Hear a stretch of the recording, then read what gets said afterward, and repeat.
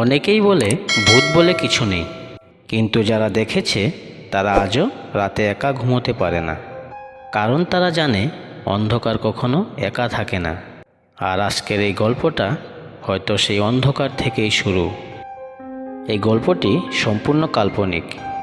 বাস্তব ব্যক্তি, স্থান বা ঘটনার সঙ্গে এর কোনো মিল থাকলে তা কাকতালীয়। তাহলে আর দেরি না করে চলুন শুরু করা যাক আমাদের আজকের গল্প, দামিনী। রাত তখন প্রায় 12টা ছুঁই ছুঁই।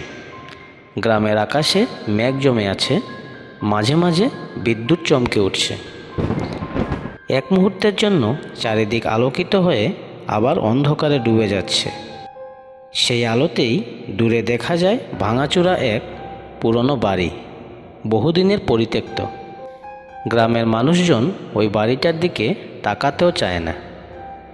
কেউ কেউ বলে ওই বাড়িতে এখনও কেউ থাকে, কিন্তু সে মানুষ নয়। গ্রামের মানুষজন ওই বাড়িটার দিকে তাকাতেও চায় না। কেউ কেউ বলে ওই বাড়িতে এখনও কেউ থাকে, কিন্তু সে মানুষ নয়। রাহুল সেই গ্রামেই নতুন স্কুল শিক্ষক হিসাবে যোগ দিয়েছে। থাকার জন্য তাকে ওই পুরনো বাড়িটাই দেওয়া হয়েছে, কিন্তু অন্য কেউ থাকতে রাজি হয়নি বলে। প্রথম দিন থেকেই বাড়িটার ভেতরে ঢুকে তার মনে হলো এখানে যেন একটা অদ্ভুত ঠান্ডা ছায়া লেগে আছে। জানালার ফাঁক দিয়ে বাতাস ঢুকে শুশু শব্দ করছে, আর পুরনো দরজাগুলো কড়মড় করে উঠছে। সেই রাতেই শুরু হলো অদ্ভুত ঘটনা। রাহুল যখন ঘুমোতে যাবে ঠিক তখনই সে শুনতে পেল কারো মৃদু হাসির শব্দ। সে উঠে বসে চারিদিকে তাকালো, কেউ নেই। কিন্তু শব্দটা আবার হলো, আরও কাছে থেকে। কে? রাহুল কাঁপা গলায় জিজ্ঞেস করলো। কোনো উত্তর নেই, শুধু দূরে বজ্রপাতের শব্দ। পরের দিন গ্রামের এক বৃদ্ধাকে সে জিজ্ঞেস করলো বাড়িটার কথা। বৃদ্ধা একটু থেমে বলল, ওই বাড়ির নাম একসময় ছিল দামিনীর বাড়ি। দামিনী? রাহুল অবাক হলো। বৃদ্ধা ধীরে ধীরে বলতে শুরু করলো, অনেক বছর আগে ওই বাড়িতে এক মেয়ে থাকতো।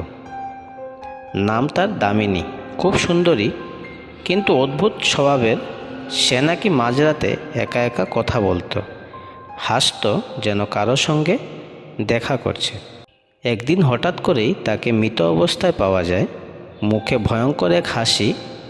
তারপর থেকেই বাড়িটা ফাঁকা, কিন্তু মাঝে মধ্যে কেউ কেউ বলে দামিনীর হাসি এখনও শোনা যায়। রাহুল এসব শুনে একটু হেসে উড়িয়ে দিলেও তার মনের ভেতর একটা অস্বস্তি কাজ করছিল। সেই রাতেই আবার শুরু হলো। ঝড় শুরু হয়েছে বাইরে। হঠাৎ করেই জানালাটা নিজে থেকেই খুলে গেল। বাতাসে একটা ঠান্ডা গন্ধ, যেন ভিজে মাটির সঙ্গে কিছু পচা গন্ধ মিশে আছে।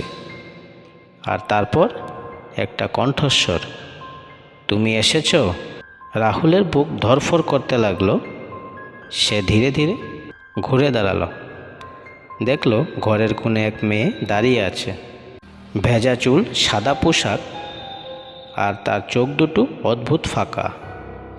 কে তুমি? রাহুল জিজ্ঞেস করলো।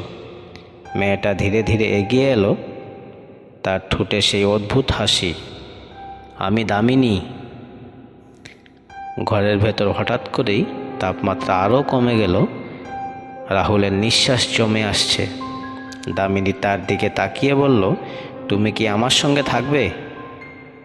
রাহুল কিছু বলতে পারল না, তার শরীর যেন জমে গেছে।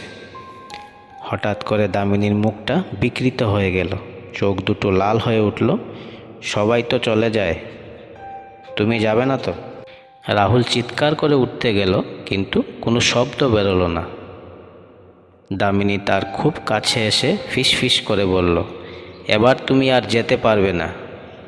পরদিন সকালে গ্রামের লোকজন দরজা ভেঙে ঢুকে দেখল রাহুল মেঝেতে পড়ে আছে, তার চোখ দুটো খোলা, আর চোখে সেই একই ভয়ঙ্কর হাসি।